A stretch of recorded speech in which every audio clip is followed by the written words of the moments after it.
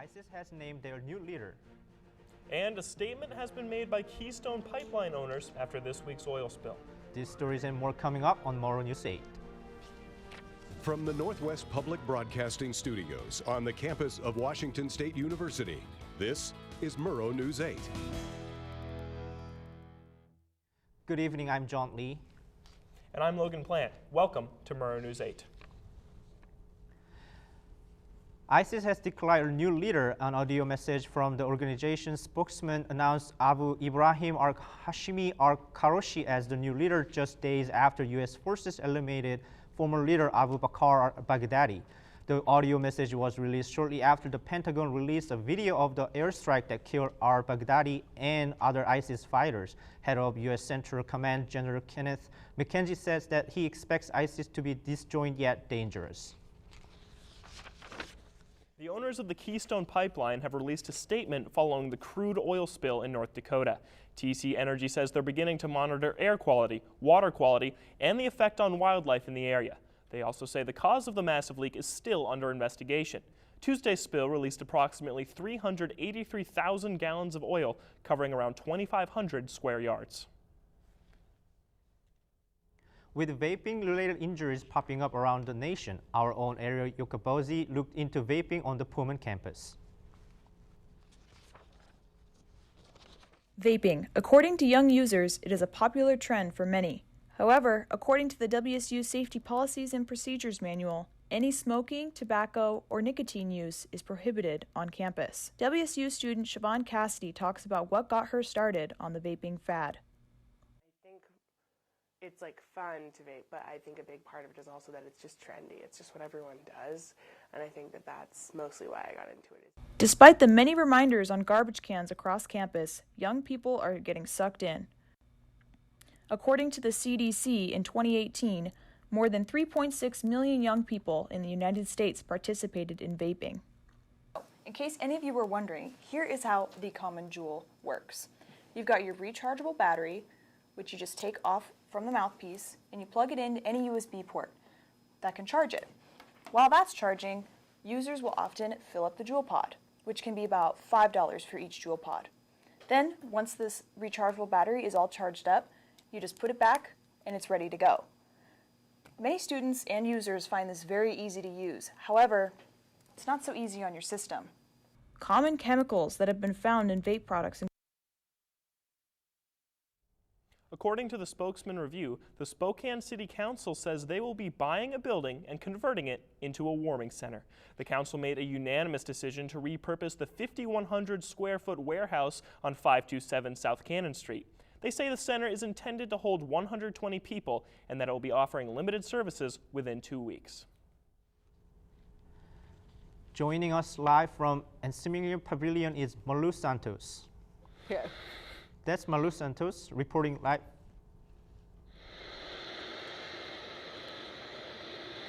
Thanks, John. Matcha de WSU will host its annual Dia de los Muertos tonight from 6 to 9 at the Ensminger Pavilion. The event is free for people at the WSU, and the community are also invited. The event will consist of a ceremony honoring those who have passed and a recognition of leaders, cultural performance, and crafts. Also, there's a catered dinner. Dia de los Muertos means Day of the Dead. It's a national holiday in Mexico. It's actually a 3-day event. It starts on October 31st, ends tomorrow on November 2nd. Many Mexican Americans celebrate this day to honor their loved ones that have passed away. People who celebrate this holiday, they make ofrendas, or altars, in their home, and on the altars people will place things like marigolds, sugar skulls, candy skulls, food, and a picture of their dead loved ones. Each of the offerings have a symbolic meaning. Like, for example, the marigolds are used to help the spirits find their way to the altar. Sugar skulls, it represents the sweetness of life, and the bread, called pan de muertos, it's a sweet bread made for the Day of the Dead offerings. And if you want to find out more about Dia de los Muertos, come to Ensminger Hall tonight from 6 to 8. I'll toss it back to you at the desk. That's Malu Santos reporting live from Ensiminger Pavilion. Thanks, Malu. A well-known apartment land bar is getting a fresh start. Murrow News 8 reporter Sophia Canton has more. The Zoo Club and Grill, located in apartment land, had to briefly close its doors after a change in ownership.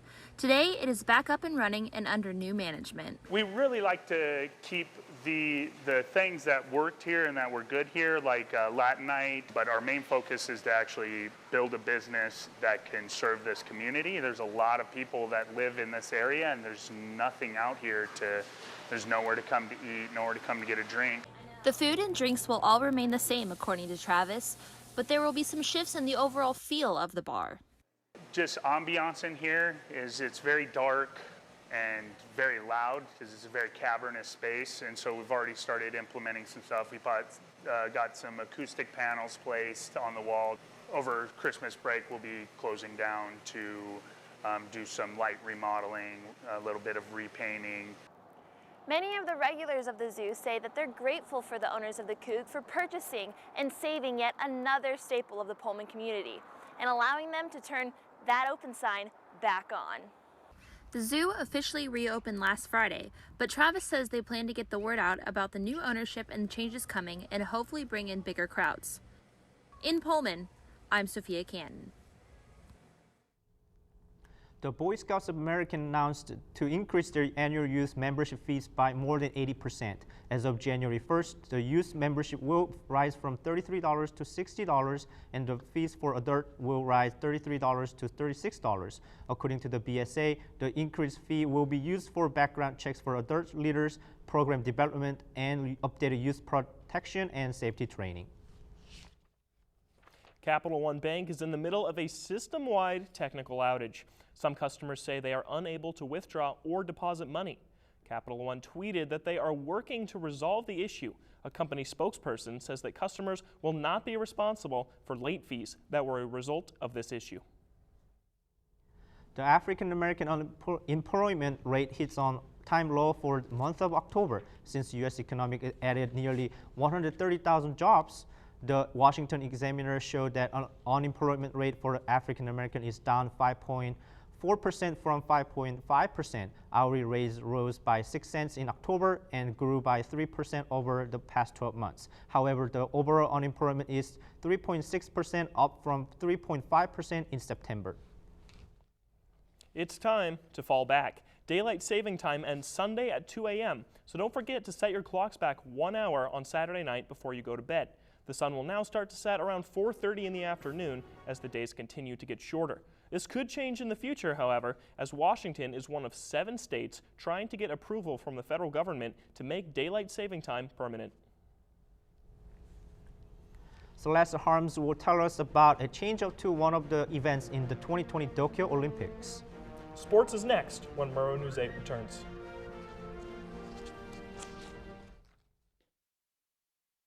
This is the story of a boy who is very sensitive to lights and sounds. So he built secret hiding places where nothing could get in. The boy didn't like looking people in the eye. It made him feel uncomfortable. One day, he found out he had something called autism. His family got him help, and slowly, he learned how to live with it better. Early intervention can make a lifetime of difference. Learn the signs at autismspeaks.org. Days, months. Hey, I'm Jim from across the street. Years. I'd like to give you this. A lifetime. Can rush by without realizing what we're missing. We lose some of the best moments, some that may never repeat. Come on. Or detach from people around us. Our loved ones grow used to this pattern. But it doesn't have to be that way.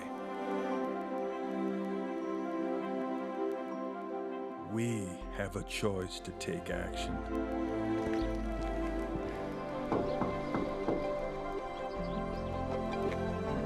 It's never too late to live a full life again. Hear how many of us Vietnam veterans have managed our mental health and reconnected with our families. Visit maketheconnection.net to find out more. I'll never forget the day our landlord called and said, read your lease. No pets allowed. My owner tells him my dog ate the lease, but that didn't work. And now I'm stuck in a shelter. But this pit bull is ready for a new crib. I I'm loving, loyal, and play well with others. So don't be intimidated by all my muscles, because the biggest one I have is my heart. That's right, I said it.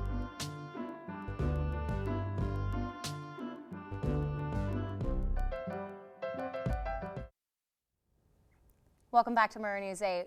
The White House Twitter account says the World Series champion Washington Nationals will visit President Trump at the White House on Monday.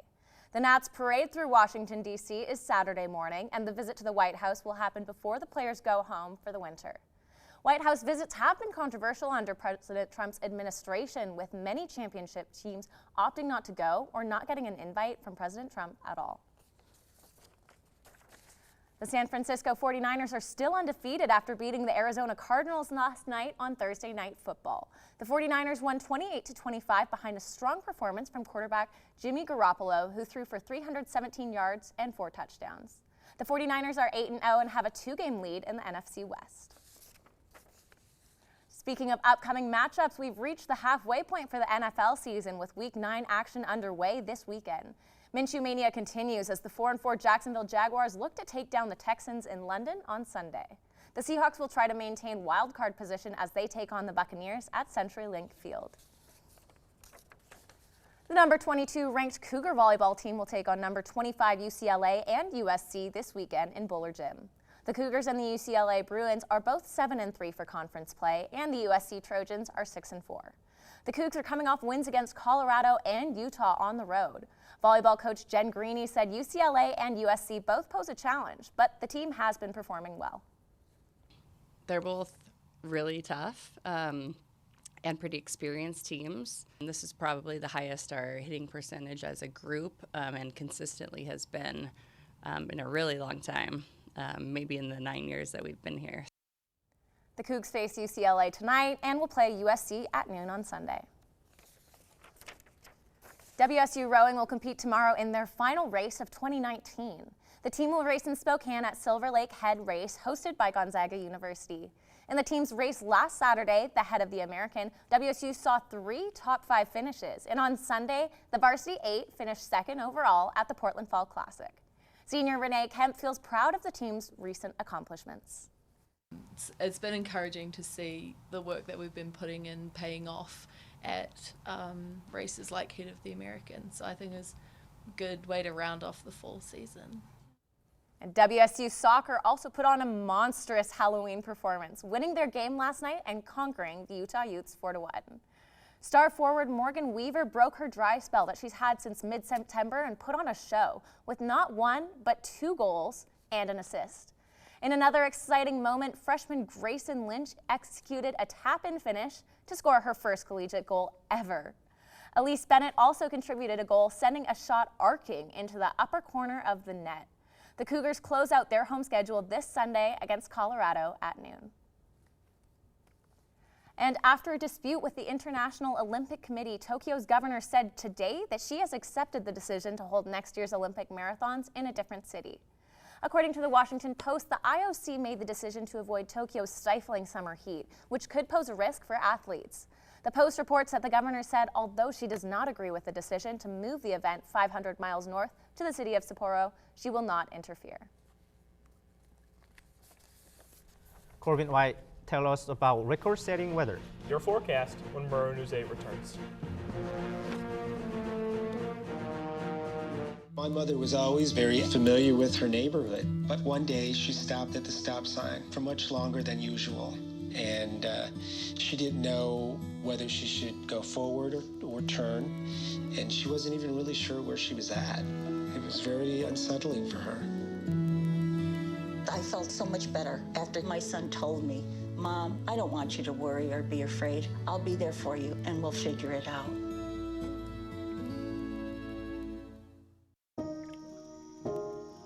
This is the story of a boy who didn't talk for a long time. The boy liked things to always be the same. Any changes would scare and upset him. The unknown was an unfriendly place. The boy was very sensitive to lights and sounds. So he built secret hiding places where they couldn't get in. The boy didn't like looking people in the eye. He wasn't trying to be mean, it just made him feel uncomfortable. Sometimes he would flap his arms again and again. One day, I found out I have something called autism. My family got me help. Slowly, I found my voice and learned all the ways I could live with it better. Early intervention can make a lifetime of difference. Learn the signs at autismspeaks.org. Me and my boy Matt had it good. He had catnip that was off the hook. But one day, he brings a girl home, and she's allergic to cats. Every sneeze was a nail in my coffin. Now I'm in a shelter. It's decent, but they don't even have Wi-Fi.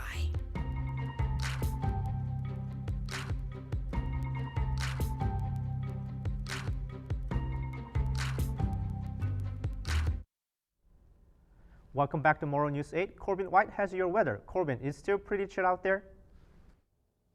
It is pretty cold out there still there, John. And as a matter of fact, it's the low today is going to be 27 degrees. Yeah, very warm. I'm being sarcastic, of course. The high is 45 degrees. Let's take a look at tomorrow's weather. Tomorrow is going to be a high of 48 degrees and a low of 30, basically the same as tonight. We know the drill. Wear gloves, wear jackets. Let's move on to the Washington State map. Let's see what's going on the west side here. On the west side, over in Olympia, it's a little, the high is higher than it is here, but it's still pretty much cold. High of 56 and a low of 33. Seattle, about the same, 54 and 38. Over in Yakima, 23 is the low, 51 is the high. Over here in the Tri-Cities, 52 is the high and the low is 24. Sound familiar? Very cold in this whole state of ours. And it's Spokane, the low is 24 and the high is 45. Let's take a look at that 5-day forecast. So I'm going to start on this side. Over today, let's see. My days mixed up here. Tomorrow is going to be a high of 48 degrees, a low of 30. Sunday is going to be a high of 50 and 31 is going to be the low. High of 52 on Monday, a low of 32. Tuesday, we're looking at a low of 30 and a high of 52. And Wednesday is a high of 50 and a low of 30. And I'm over here now. October, according to the Spokesman Review, last month was the coldest on record in the city of Spokane with an average temperature of 42.3 degrees. This beat out 1905's record, which was an average of 42.8 degrees. Looks like it's not going to get any warmer this month. According to timeanddate.com, Spokane's average temp in November 2018 was 38 degrees Fahrenheit. After the break, how two people's love for the community brought a new business to the Palouse when Murrow News 8 returns.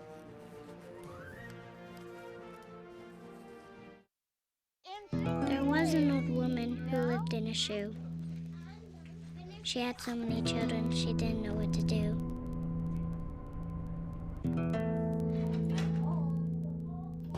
She gave them some broth without any bread and kissed them all soundly and put them to bed. Hunger is a story we can end. End it at feedingamerica.org.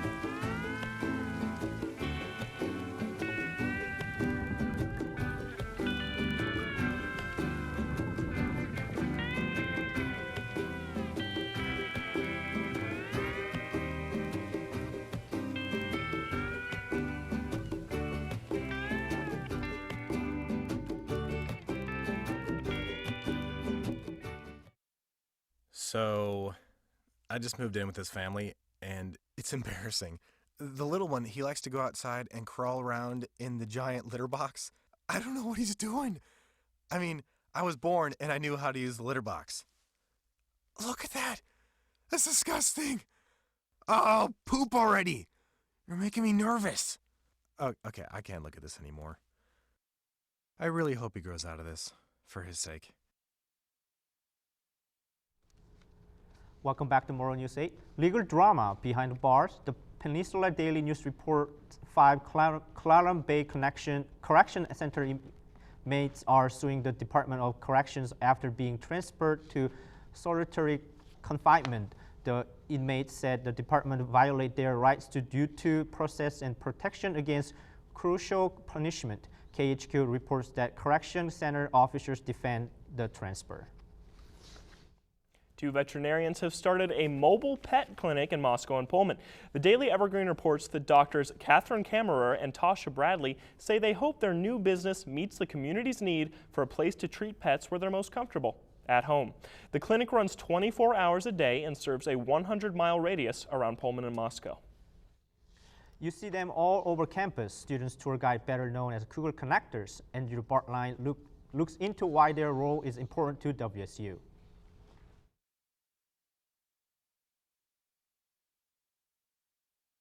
You know the school, logo, and name, but you might not know it's a land-grant institution, though they sure do. The Cougar Connector, the foot soldier of WSU recruitment. So we are the liaison between potential students and the university. We're usually the first faces that they see when they come here.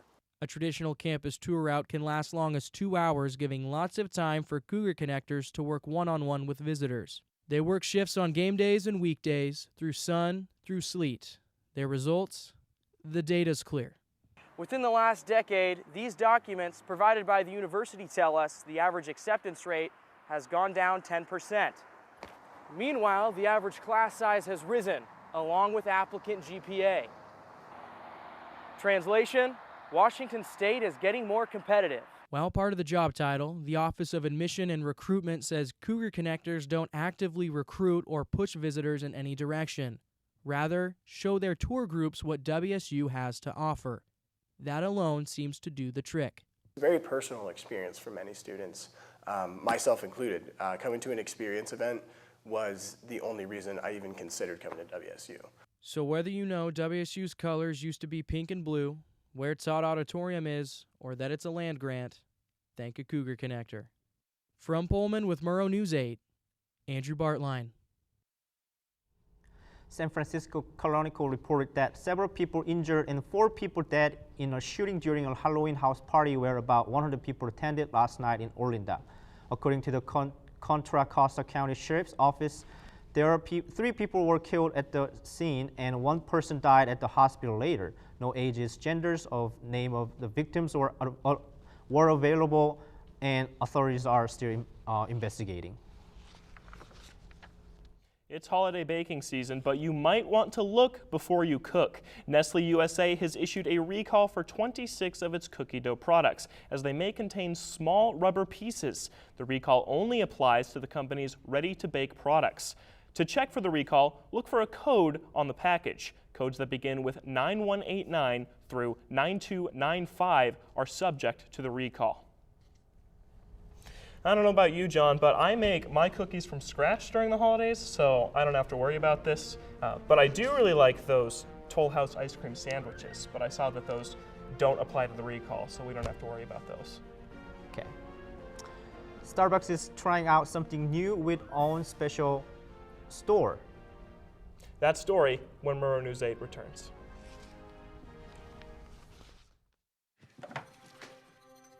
Days, months, Hey, I'm Jim from across the street. Years. I'd like to give you this. a lifetime can rush by without realizing what we're missing. But it doesn't have to be that way. We have a choice to take action. Visit maketheconnection.net to find out more.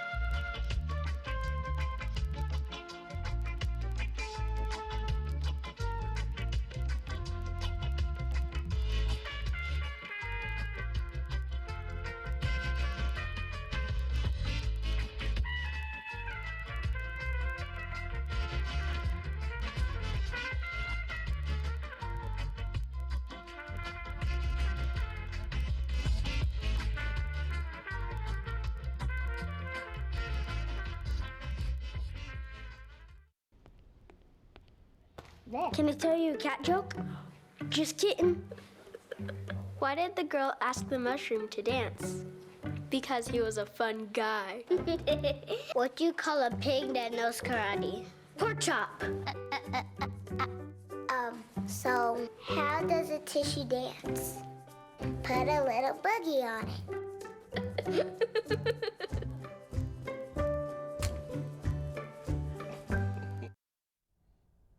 This coffee chain is opening a new kind of store on Tuesday. According to CNN, you'll be able to order coffee from Starbucks for pickup in New York City's Penn Station. CNN says the new store is brighter, more modern, and nearly half the size of their other locations. They say the purpose of this new design is to encourage customers to order through their app.